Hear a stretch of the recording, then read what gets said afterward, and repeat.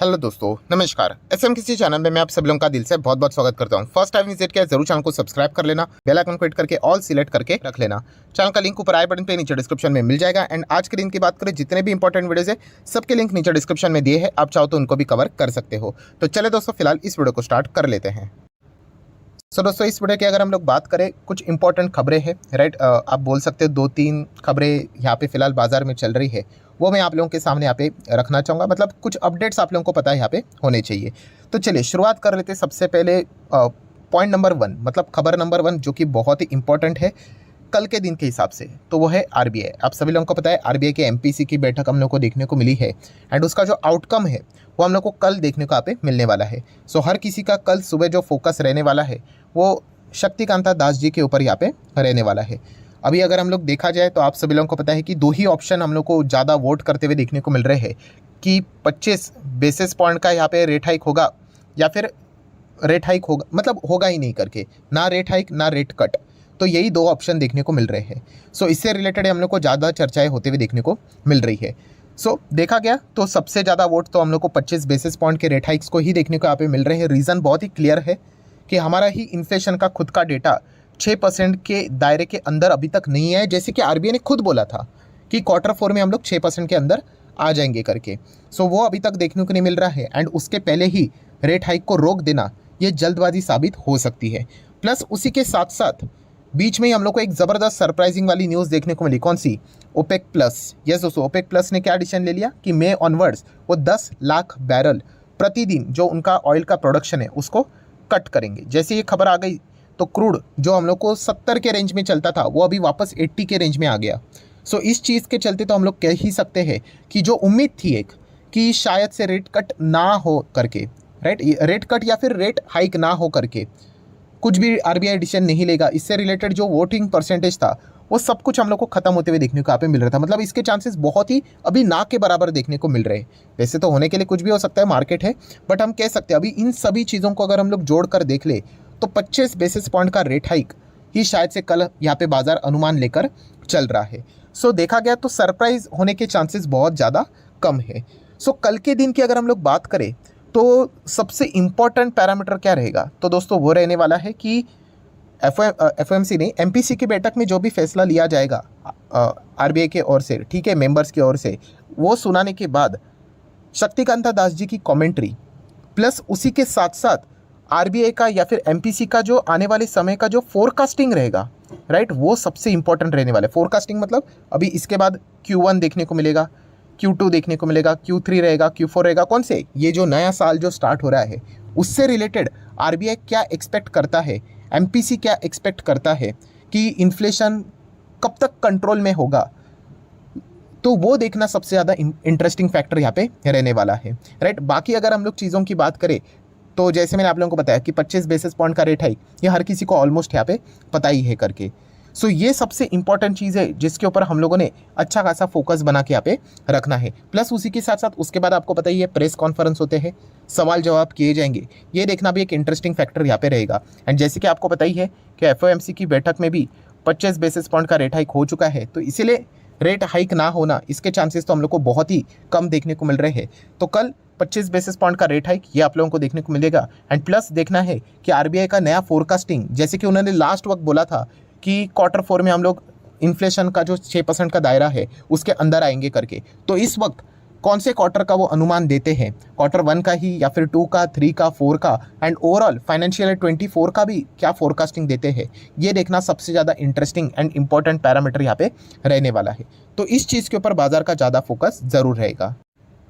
सो ठीक है दोस्तों, पॉइंट नंबर 1 तो यहाँ पे हो चुका है, बहुत ज़्यादा रिपीटेशन में मैंने किए हैं, बट जो रिक्वायर्ड थे सारी चीज़ों को कवर कर लिया है।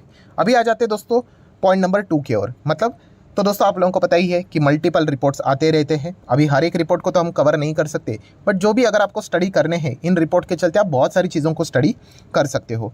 सो एक कौन सा रिपोर्ट आया है, तो दोस्तों रियल इस्टेट से रिलेटेड एक रिपोर्ट हम लोग को आते हुए देखने को मिला है। देखा गया तो बहुत ही थकेला सेक्टर है, हम लोग ऐसा भी बोल सकते हैं, बहुत ज़्यादा लोन की रिक्वायरमेंट भी रहती है, बट फिर भी जो भी रिपोर्ट आता है वो तो सामने रखूंगा। इतने सारे वीडियोस बनाता हूँ तो ये भी पॉइंट आपको पता होना चाहिए।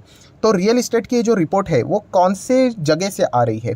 सो दोस्तों यहाँ पे हम लोग बात करने वाले हैं बेंगलोर से रिलेटेड, यस बेंगलोर की बात करें, बेंगलुरु की अगर हम लोग बात करें तो वहाँ पे हम लोग को रियल इस्टेट का डिमांड वापस पीक लेवल पे जाते हुए देखने को मिल रहा है, राइट। अगर कोई बेंगलोर से है तो अच्छा हो तो जस्ट कमेंट सेक्शन में यस करके बोल सकते हो, राइट। सो देखा गया तो वहाँ पे अगर कोई रेंट पे भी रह रहा होगा, आपने देखा होगा कि जो पहले जो भी अमाउंट था अगर 100 हुआ होगा तो अभी वो 200 के आसपास मतलब डबल होते हुए देखने को मिल रहा है। सो पहले कोविड के चलते अगर हम लोग बात करें तो आपको पता ही है कि आईटी हब हम लोग को वहाँ पे बहुत ज़्यादा देखने को मिल जाता है एंड वर्क फ्रॉम होम चल रहा था, बट अभी सारी चीज़ें back to the normal life होती हुई देखने को मिली है। तो इसके चलते ऑक्यूपेंसी रेट बहुत ज़्यादा बढ़ चुके हैं एंड पहले 100 का रेंट था वो अभी 200 का हो चुका है। सो इसके चलते अगर हम लोग बात करें तो रियल इस्टेट की जो प्रॉपर्टीज़ है, राइट, उनकी डिमांड वापस बढ़ते हुए देखने को मिल रही है कि इतना ज़्यादा हायर रेंट पे करने से अच्छा रियल इस्टेट प्रॉपर्टी ही खरीदे क्यों ना जाए करके, राइट। एंड वहाँ पे तो आपको पता ही है बड़े बड़े दिग्गज हम लोग को टेक कंपनियां भी देखने को मिल जाती है एंड इसीलिए वो जो सराउंडिंग वाला एरिया है वहाँ पे प्रॉपर्टी के दाम भी हम लोग को करोड़ में देखने को यहाँ पे मिल जाते हैं। सो इसके चलते जो बेंगलोर में जो हम लोग को रियल इस्टेट डेवलपर्स देखने को मिल जाते हैं, आप उनको क्या कर सकते हो, चाहो तो स्टडी कर सकते हो। इसके पहले हम लोगों ने दिल्ली देखा, मुंबई की बात करें तो इस वक्त बेंगलोर को भी आप अच्छा खासा फोकस में रख सकते हो, जैसे कि शोभा लिमिटेड, इस कंपनी को आप चाहो तो स्टडी कर सकते हैं। देखिए ये रिकमेंडेशन है मेरे साइड से, मैं ऑलरेडी आपको बोल चुका हूँ कि रियल इस्टेट बहुत ही थकेला सेक्टर होता है, बट एक स्टडी करने के लिए इन चीज़ों की जानकारी आपको होनी चाहिए। देन ब्रिगेड एंटरप्राइज की बात करें, आप चाहो तो इस कंपनी को स्टडी कर सकते हो। देन अगर आप चाहो तो महिंद्रा लाइफ स्पेस डेवलपर्स, इस कंपनी को स्टडी कर सकते हो, जिनका अच्छा खासा एक्सपोजर हम लोग को बेंगलोर में देखने को मिल जाता है। प्रेस्टीज की अगर हम लोग बात करें तो इस कंपनी को भी आप चाहो तो स्टडी कर सकते हो। देन गोदरेज प्रॉपर्टीज़ की बात करें तो एक देखा गया तो ज़बरदस्त हम लोग को एक डेवलपर देखने को मिल जाता है, राइट। बट एक डिसीजन के चलते हम लोग को इनका स्टॉक ज़ोरदार गिरते हुए देखने को मिला था। आप देख सकते हो टॉप लेवल से कि उन्होंने डीबी रियलिटी के साथ पार्टनरशिप करने की बात की थी एंड रीडेवलपमेंट प्रोजेक्ट्स में निवेश करने की बात की थी, तो वो इन्वेस्टर को बिल्कुल भी अच्छा नहीं लगा एंड स्टॉक नीचे चला गया। हालांकि बाद में उन्होंने उस डिसीजन को रिवर्स कर लिया, बट आपको पता ही है कि कितना एग्रेसिवली रिएक्शन हम लोग को बाजार में देखने को मिल जाता है। बट एनीवेज गोदरेज प्रॉपर्टीज़ की भी बात करें तो एक डिसेंट कंपनी हम लोग को ये देखने को यहाँ पे मिल जाती है। देन अगर देखा गया दोस्तों तो अरविंद स्मार्ट स्पेस की बात करें तो इस कंपनी को भी आप चाहो तो स्टडी यहाँ पे कर सकते हैं। ये बेसिकली आप लोगों को बेंगलोर साइड पे ये कंपनीज के आप लोगों को प्रोजेक्ट्स यहाँ पे देखने को यहाँ पे मिल जाते हैं। सो अगेन कह रहा हूँ ये कोई मेरे साइड से रिकमेंडेशन नहीं थे, आप लोगों को स्टडी करने के लिए, राइट, एग्जाम्पल तो देने पड़ेंगे कि नहीं, वरना कैसे सीख पाओगे। तो इनको आप चाहो तो थोड़ा बहुत स्टडी यहाँ पे कर सकते हो। देन दोस्तों अभी आ जाते हैं नेक्स्ट इंपॉर्टेंट स्टॉक्स के ऊपर, जिसका नाम है ब्रिटानिया इंडस्ट्रीज। यस, एफएमसीजी की अगर हम लोग बात करें तो ये भी एक ऐसी कंपनी है जिसको मल्टीपल टाइम्स पीटी के लिए हम लोग यहाँ पे कंसीडर कर सकते हैं, राइट। लेफ्ट टू राइट ये हमेशा ऊपर ही जाता है। 5 साल में पैसा डबल करने का टारगेट अगर आप रखते हो तो उसके लिए ठीक ही कंपनी है। वैसे तो 5 साल में इसने पैसा डबल तो नहीं किया, 67%, तो थोड़ा हम कह सकते हैं अंडर परफॉर्मेंस ही इनका रहा है। But overall maximum chart pattern आप देख सकते हो, बहुत ही अच्छा खासा चार्ट पैटर्न देखने को मिल जाता है। इसमें निवेश करने वाले ने कभी भी ये एक्सपेक्ट नहीं करना चाहिए कि मुझे 500% मिल जाए, 1500% मिले, बिल्कुल भी नहीं। ये ब्लू चिप कंपनी है, इंडेक्स वाला स्टॉक है, आप सभी लोगों को पता ही है। सो एक डिसेंट रिटर्न अगर आप चाहे मोर देन एफडी के लिए तो फिर आप इस स्टॉक्स को ऐसे यहाँ पे देख सकते हैं, HUL, ब्रिटानिया, ठीक है। सो ब्रिटानिया की बात करें तो खासियत क्या है इनकी, खासियत यही है कि लेफ्ट टू राइट ऊपर ही जाएंगे, मतलब लॉन्ग टर्म में आपका पैसा बनेगा ही बनेगा, कैपिटल गेन बनेगा ही बनेगा एंड उसके बीच में आप लोगों को मल्टीपल कॉर्पोरेट एक्शंस भी एंजॉय करने को मिलेंगे। मतलब ये कंपनी डिविडेंड भी बहुत बार देती है, जैसे कि 2021 की बात करें तो 62 रुपये का डिविडेंड था। देन अगेन 2021 की ही बात करें तो वापस 12.5 रुपये का डिविडेंड यहाँ पे दिया था।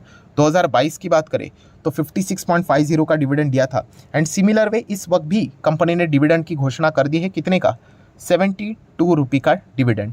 सो इसका एक्स डेट क्या है, 13 अप्रैल, ये हम लोग को एक्स डेट देखने को यहाँ पे मिल रहा है। सो ये इंटरिम डिविडेंड हम लोग को देखने को यहाँ पे मिल रहा है एंड मैं आपको बताना चाहूँगा दोस्तों कि जो ब्रिटानिया इंडस्ट्री, ये जो कंपनी है, ठीक है, ये साल में एक फाइनल डिविडेंड तो ज़रूर देती है, राइट। कौन सा, फाइनल डिविडेंड।